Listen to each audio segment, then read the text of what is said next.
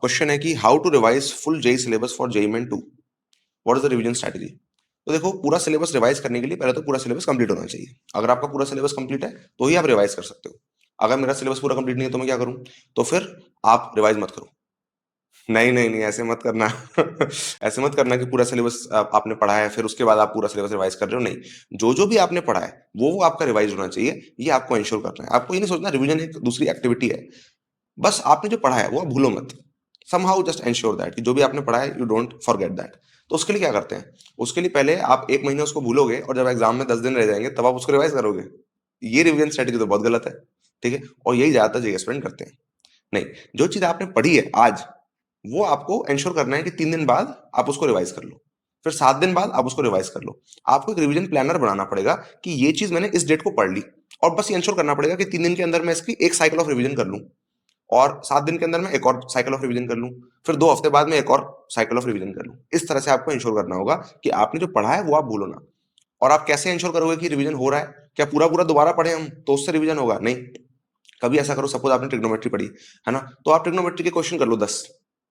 एक हफ्ते बाद 10 क्वेश्चन कर लेना बस ट्रिग्नोमेट्री के, नहीं भूलोगे उतना ज्यादा। फिर क्या करना, 3 दिन बाद एक बार फॉर्मूला शीट भी रिवाइज कर लेना। ठीक है, 2 हफ्ते बाद एक बार क्या कर लेना, पीवाईक्यूज कर लेना। तो ऐसे कर करके क्या होगा कि आप भूलोगे नहीं जो भी आपने पढ़ा है। ठीक है, ऐसा आपको हर एक चैप्टर के साथ करना है कि कोई भी चैप्टर आप भूल नहीं रहे हो। ऐसा बिल्कुल नहीं करना है कि आप लास्ट में सब कुछ रिवाइज करोगे, बिल्कुल भी नहीं करना है ऐसा। कंटिन्यूअस प्रोसेस होनी चाहिए रिवीजन। डेली आप 2 घंटे कंफर्टेबली दे सकते हो रिवीजन के अंदर। ये रिवीजन स्ट्रैटेजी है, इतनी सिंपल है। जिस भी चैप्टर को आपको लगता है कि आपने उसको रिसेंटली पढ़ा हुआ है उसको बस ना भूलें, तो सबसे पहले तो ये इंश्योर करो। फिर जो मुर्दे हैं उन्हें जिंदा करो। मुर्दे कौन है? मुर्दे वो चैप्टर जो कि आपने बहुत पहले पढ़े थे लेकिन अब आपको उनकी भनक भी नहीं है। ठीक है, कि वो कहाँ है ना। तो वो जो मुर्दे हैं उनको जिंदा करना एक अलग ही प्रोसेस है, तो वो बाद में करो। पहले जो आपको याद है या जितने भी ज्यादा याद है, जो आपका 90% याद है आपको, पहले उसको रिवाइज करो, उसे 100% करो। जो आपको 70% याद है फिर उसके बाद वो करो। आई मीन 90, 80, 70 इस तरह से जाओ। और फिर जो बिल्कुल ही भूल गए हो, 20-30% ही याद है, उसको फिर बाद में करो। ठीक है, बाद में हुई है कितना बाद में?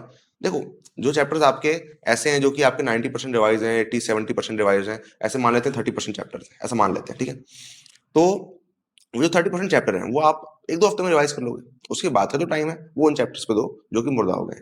ठीक है, और बिल्कुल ऐसे शुरुआत करो उसकी जैसे कि आपने उसको पढ़ा हुआ है। ये मत सोचना कि मैं बिल्कुल ही भूल गया हूँ, क्योंकि जब आप सोचते हो ना मैं बिल्कुल ही भूल गया हूँ तो आप बिल्कुल ही भूल जाते हो एक्चुअली। ठीक है, आपको समझना है आपका दिमाग कोई कांस्टेंट मेमोरी नहीं है। अगर आप सही से एक्ट नहीं करते हो, अपने दिमाग को सही से यूज नहीं करते हो, तो जो चीजें आपको याद है वो भी आप भूल जाओगे। और जो चीजें, और अगर आप ढंग से दिमाग को करते हो अपने कंडक्ट, ठीक है, देन जो चीजें आपको याद नहीं भी आती यूजुअली वो भी आ जाएंगी। तो it is all upon your mental performance. तो आपको अपनी मेंटल परफॉर्मेंस बहुत अच्छी रखनी है। ठीक है, बिल्कुल भी ऐसे नहीं करना कि आप नेगेटिव हो रहे हो। जब आप नेगेटिव होते हो तो आपकी मेंटल परफॉर्मेंस खराब हो जाती है। ठीक है, इस बात को आपको समझना है कि आपका दिमाग आपके हिसाब से चलता है। जैसे आपके इस वक्त जो आपकी इमोशनल स्टेट चल रही है, इस वक्त जो आपकी मेंटल स्टेट चल रही है, उसके हिसाब से फिर आपका दिमाग परफॉर्म करता है। तो उसको आपको पीक पे रखना है सबसे पहले तो। ठीक है, नहीं तो आप जो आपको याद है वो भी भूल जाओगे।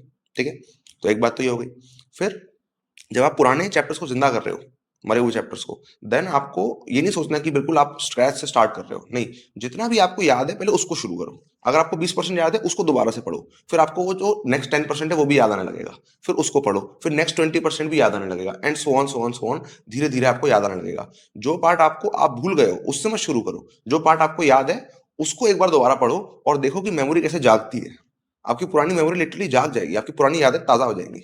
यस, जैसे आपने देखा होगा ना, आपको पुरानी फोटो देखते हो खुद की, तो सिर्फ वो फोटो याद नहीं आती आपको, उस फोटो, वो एनवायरनमेंट, वो क्या कंडीशन थी उस वक्त, हमारा क्या इमोशन चल रहे थे उस वक्त, कितने खुश या दुखी थे हम, एंड सो ऑन, वो सब कुछ याद आ जाता है। मेमोरी को समझो, ऐसे मेमोरी काम करती है। तो जो आपको याद है उसे पढ़ोगे तो बाकी का भी याद हो जाएगा, अपने आप याद आने लगेगा थोड़ा थोड़ा थोड़ा करके। फिर हम थोड़ा और एफर्ट डालेंगे तो वो और अच्छी तरह से होगा। ठीक है, लेकिन क्या करोगे, अभी मरे हुए चैप्टर्स पे चले जाओगे तो बड़ा डर जाओगे, क्योंकि एकदम से मुर्दा घर चले गए तो डर जाओगे ना। अभी देखो कौन कौन, देखो सबसे पहले आप किसको जिंदा करते हो? मुर्दा को जिंदा करते हो या जो बीमार है उसको ठीक करते हो? तो पहले आप जो 90% रिवाइज है उस पे जाओगे, फिर आप 80% रिवाइज पे जाओगे, और फिर जो आपके 10% रिवाइज है उन पे जाओगे। ठीक है, लास्ट में। तो ये बात हो गई।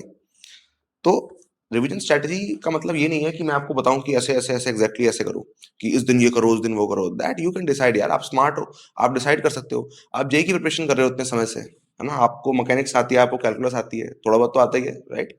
You got the basic concepts, इसका मतलब you got the basic brain to think about all these things. तो ये मुझे आपको बताने की जरूरत नहीं है कि शेड्यूल वुड्यूल क्या करना है, मेरे को बस आपको वो बताने की जरूरत है जो मिथ्स आपकी जनरली क्रिएट हो जाती हैं, तो मैं उन मिथ्स को हटा दूं, ठीक है? और आप इस बारे में कंफर्टेबल हो सको कि हाँ भाई ये सब मिथ्स थी जो हमें परेशान कर रही थी, सच्चाई कुछ और है, सच्चाई बहुत बढ़िया है, और हम अपना काम अगर ढंग से करें तो हमारा काम हो जाएगा, ठीक है? और बिल्कुल जो कॉमन सेंस वाली चीजें हैं वो मैं आपको बता रहा हूँ ताकि ये आप गड़बड़ ना कर दो, ठीक है? ये मैं आपको वो चीजें नहीं बता रहा जो बहुत ज्यादा हाइपर इंटेलेक्चुअल चीजें हैं, नहीं, मैं आपको वो बता रहा हूँ जो सबसे ज्यादा असेंशियल चीजें हैं। कि बहुत सारे आप में से होंगे जिनको ये बात क्लियर होगी पहले से, दैट इज फाइन। आप में से कोई भी ये गलती ना कर दे, वो मेरा एम है, तो वो मैं अपने कंटेंट में रखता हूँ, ठीक? कि क्या ज्यादा इंपॉर्टेंट है, ठीक है, ना कि ये कि क्या ज्यादा लोगों को नहीं आता है ना? तो इवन इफ आपको पता हो ये बात, इस बात पे मेरा जो है स्टैंप लग गया है कि आपको पहले किस सीक्वेंस में जाना चाहिए चैप्टर्स में, और किस तरह से रिवाइज करना चाहिए, रिवीजन की मल्टीपल साइकिल रखनी चाहिए, कंटिन्यूस रिवीजन करना चाहिए, डेली रिवीजन करना चाहिए, रिवीजन को स्टैक अप नहीं करना चाहिए, और आपका काम है रिवीजन का कि आप ना भूलने दो, 90% रिवाइज चैप्टर्स को पहले रिवाइज करो, 10% को बाद में, इन द सेम ऑर्डर, है ना? और आपको जब आप रिवाइज कर रहे हो तो आपको अलग अलग एस्पेक्ट्स पे रिवाइज करना है, कभी आप फॉर्मूला शीट रिवाइज करोगे, कभी आप दोबारा से अपनी नोट्स उठा के देखोगे, कभी आप एनसीईआरटी रीड कर लोगे, कभी आप कोई वन शॉट लेक्चर देख लोगे, कभी आप पीवाईक्यूज कर लोगे, कभी आप कुछ क्वेश्चंस कर लोगे, कभी आप सिलेक्टेड क्वेश्चन कर लोगे, कभी आप वो क्वेश्चन कर लोगे जो कि आपने मार्क किए थे रिवीजन के लिए, कभी आप वो क्वेश्चन कर लोगे जो कि आपसे पहले हुए नहीं, कभी आप वो क्वेश्चन कर लोगे जो आपसे हो गए और उनको जल्दी जल्दी कर लोगे, फास्टर वे में कर लोगे, किसी भी तरह से आपको जैसे लग रहा है कि आपको रिवाइज करना चाहिए वो आप करो, ठीक है? और रिवीजन के लिए अगर आप एक्स्ट्रा हेल्प चाहते हो, मेरी हेल्प चाहते हो, रिवीजन प्रोग्राम में आना चाहते हो जहाँ पे आपको रिवीजन के सिलेक्टेड मटेरियल्स मिलेंगे और आपको मैं गाइड कर रहा हूँ पूरी रिवीजन की प्रोसेस के लिए, तो ये उसके लिए है कि जो मैंने आपको वीडियो में बता दिया है ना, उससे आप देखो, मान लेते हैं खुद आप इतना कर लेते हैं, वीडियो में मैंने जो आपको बताया उससे आप इतना कर लोगे, राइट? प्रोग्राम इसलिए है कि आप इतना कर पाओ, ठीक है? तो ये मत सोचना कि जो मैंने वीडियो में बताया है उसे अप्लाई करने के लिए आपको प्रोग्राम में जाने की जरूरत है, नहीं, प्रोग्राम उसके ओवर एंड अबव है, ठीक है?